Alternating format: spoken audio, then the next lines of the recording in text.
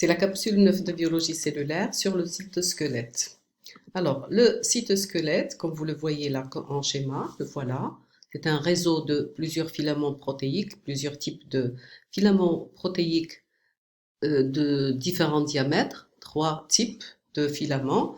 C'est un réseau dynamique de filaments intriqués qui sont étalés dans toute la cellule comme vous le voyez et qui assurent différents rôles, dont par exemple le soutien de la cellule, la forme tridimensionnelle de la cellule. Il permet à la cellule d'avoir une forme, c'est-à-dire un volume, une forme tridimensionnelle. Il soutient aussi les structures cellulaires. Il permet aussi le changement de forme de la cellule ou d'un certain nombre de cellules qui ont besoin de changer leur forme pour assurer leur fonction. Il assure aussi, le cytosquelette assure aussi la contraction des cellules. Vous connaissez les cellules musculaires, c'est grâce aux microfilaments d'actine qui appartiennent au cytosquelette que la contraction des cellules musculaires a lieu. Il permet aussi le déplacement de cellules, d'un certain nombre de cellules qui se déplacent, le macrophage par exemple, les organites cellulaires, le trafic des organites et des vésicules par exemple à l'intérieur de la cellule, dans le système endomembranaire, par exemple du réticulum endoplasmique vers l'appareil de Golgi, vers la membrane plasmique pour subir l'exocytose ou vice versa. Les vésicules qui internalisent la cellule par endocytose permettent le cytosquelette leur permet d'aller vers, par exemple, l'endosome ou vers les organites qu'ils doivent atteindre. Le cytosquelette permet aussi le déplacement des chromosomes en anaphase, c'est-à-dire pour aller vers chaque chromosome vers un pôle. Voilà donc les différents rôles du cytosquelette surtout.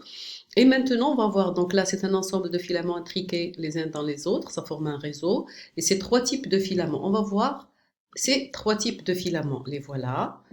Alors, les voilà. Vous avez ici, donc, voilà une cellule. Voilà déjà la situation du cytosquelette à l'intérieur de la cellule. Donc, il s'étale dans toute la cellule, sous la membrane plasmique.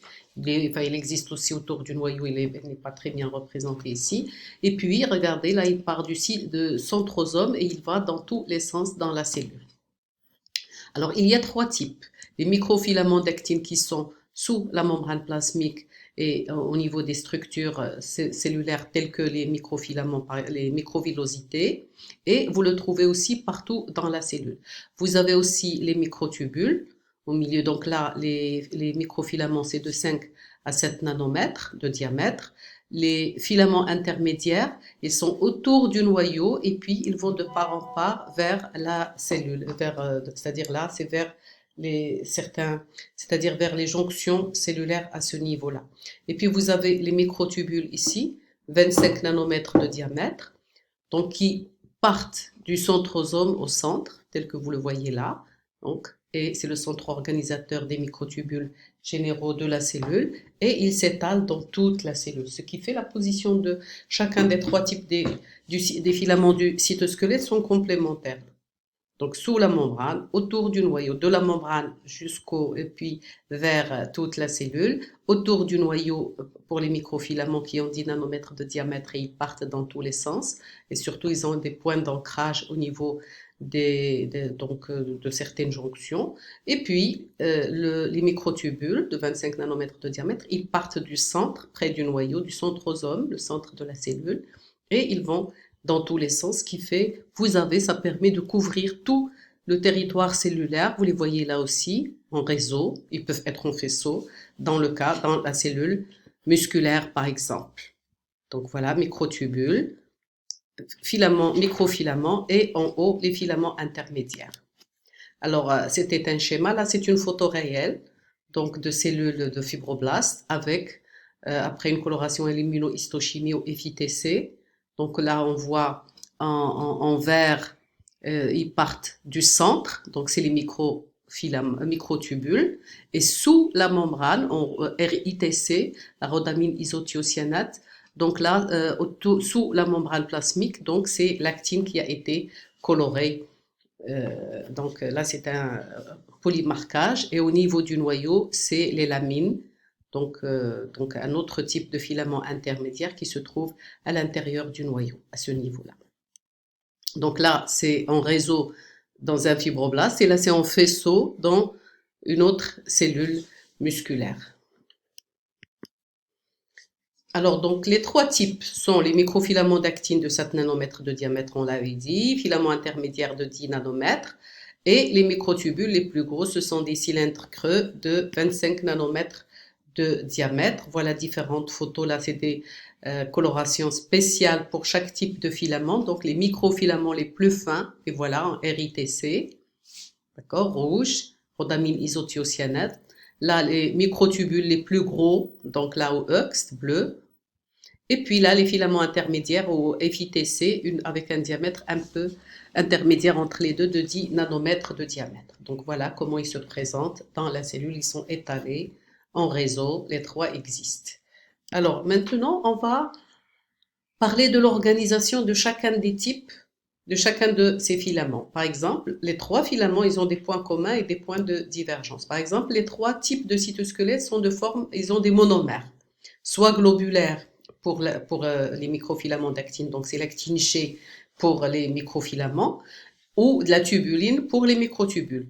Ce monomère est fibreux, d'accord, au niveau des filaments intermédiaires, et ça peut être il est de différents types. Par exemple, ça peut être de la kératine dans les cellules épithéliales, il les caractérise, de la vimentine dans les cellules, dans les fibroblastes et dans les cellules mésenchymateuses, dans le tissu conjonctif en général, et il le caractérise. Ça permet de caractériser le type aussi de tumeur, la nature de la tumeur. Est-ce que c'est un carcinome? Est-ce que c'est un sarcome dans ce cas-là? La desmine, c'est pour les myoblastomes. Il caractérise les cellules musculaires. Donc, on a aussi les neurofilaments, les GFAP, c'est-à-dire les filaments gliaux.